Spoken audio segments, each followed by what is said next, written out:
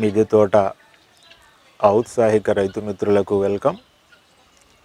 మనము మిద్దె తోటల అవసరం గురించి, మిద్దె తోటల నిర్మాణం గురించి, నిర్వహణ గురించి అనేక స్థూల సూక్ష్మ అంశాలు మాట్లాడుకుంటూ వస్తున్నాం.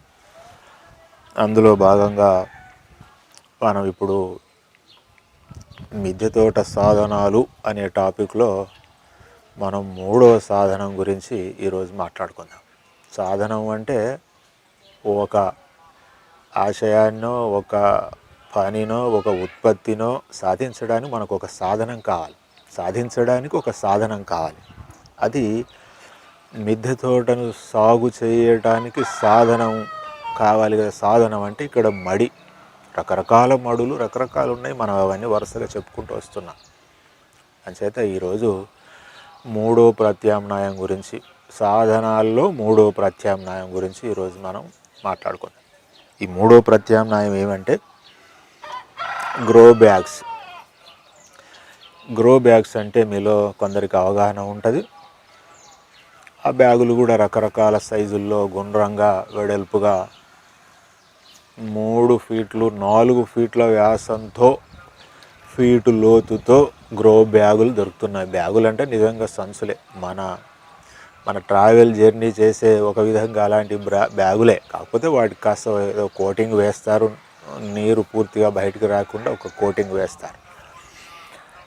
అటువంటి గ్రో బ్యాగులు, ముఖ్యంగా ఈ గ్రో బ్యాగులను గత కొన్ని సంవత్సరాలుగా తెలంగాణ హార్టికల్చర్ శాఖ, ఇటీవల ఆంధ్రప్రదేశ్ హార్టికల్చర్ శాఖ కూడా ఈ గ్రో బ్యాగులను సబ్సిడీ కిట్లు అంటే ఈ టెర్రస్ గార్డెన్ల వ్యాప్తిని ప్రోత్సహించడం కోసము వాళ్ళు కొంత సబ్సిడీ మీద కొన్ని పరికరాలు, గ్రో బ్యాగులు, ఎరువు, మట్టి, విత్తనాలు ఇలా ఇస్తున్నారు. అందులో ఈ గ్రో బ్యాగులను వాళ్ళు ప్రమోట్ చేస్తున్నారు. గ్రో బ్యాగులు కొంచెం చవక, బరువు తక్కువ ఉంటాయి, తేలిగ్గా తీసుకుపోవచ్చు, ఇంటి మీద కూడా తేలిగ్గా పెట్టుకోవచ్చు అని వాళ్ళు గ్రో బ్యాగులను ప్రమోట్ చేస్తున్నారు. పర్వాలేదు, గ్రో బ్యాగులు కూడా పెట్టుకోవచ్చు. గ్రో బ్యాగుల కింద మళ్ళీ తేమ ఉంటుంది, ఆరిపోకుండా ఎప్పుడు తేమ ఉంటుంది. దానికి కొందరు ఏం చేస్తున్నారు, మళ్ళీ ఇనుప స్టాండులు చేసి గ్రో బ్యాగుల కింద స్టాండులు పెడుతున్నారు. అది అదనపు ఖర్చు. ఈ గ్రో బ్యాగులు వీటి లైఫ్ స్పాన్ తక్కువ. ఎండలకు ఎండి, వానలకు తడిసి బహుశా ఒక 2-3 ఏండ్లకు పోతాయని నేను అనుకుంటాను. నేను మొదటి నుంచి కూడా మా గార్డెన్లో నేను గ్రో బ్యాగుల జోలికి వెళ్ళలేదు. అవి తాత్కాలికాలు, చవక, తాత్కాలికం కూడా.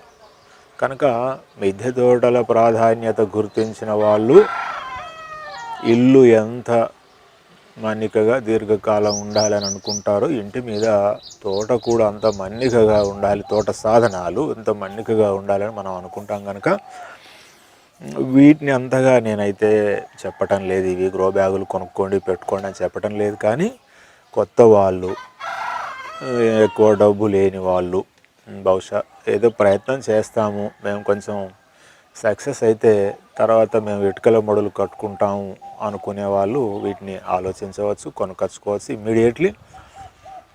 హైకోర్టు, మన తెలంగాణ హైకోర్టు దగ్గర, హైదరాబాద్లోనైతే హైకోర్టు దగ్గర ఏవో కొన్ని ఇలాంటి షాపులు ఉన్నాయని చెప్తారు. అదేవిధంగా హైదరాబాదులో హైదర్గూడలో కూడా వ్యవసాయ షాపులు చాలా ఉన్నాయి.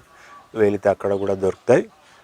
రకరకాల సైజుల్లో కూడా సంచులు దొరుకుతున్నాయి, వాటిని కూడా వాడుకోవచ్చు.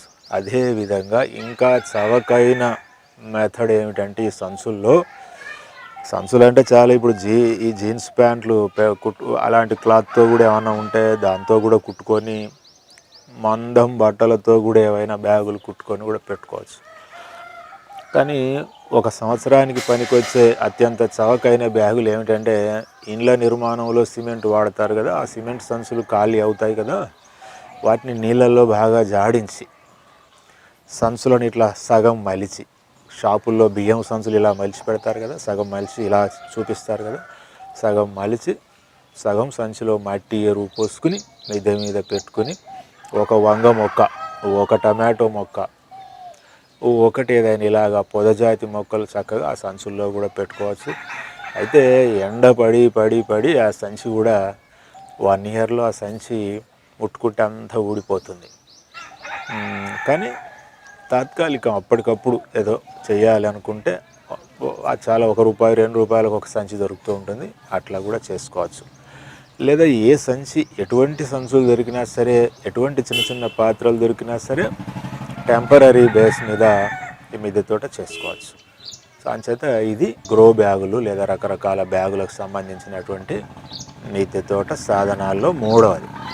మనం మరిన్ని విషయాలు మళ్ళీ తర్వాత మాట్లాడుకుందాం.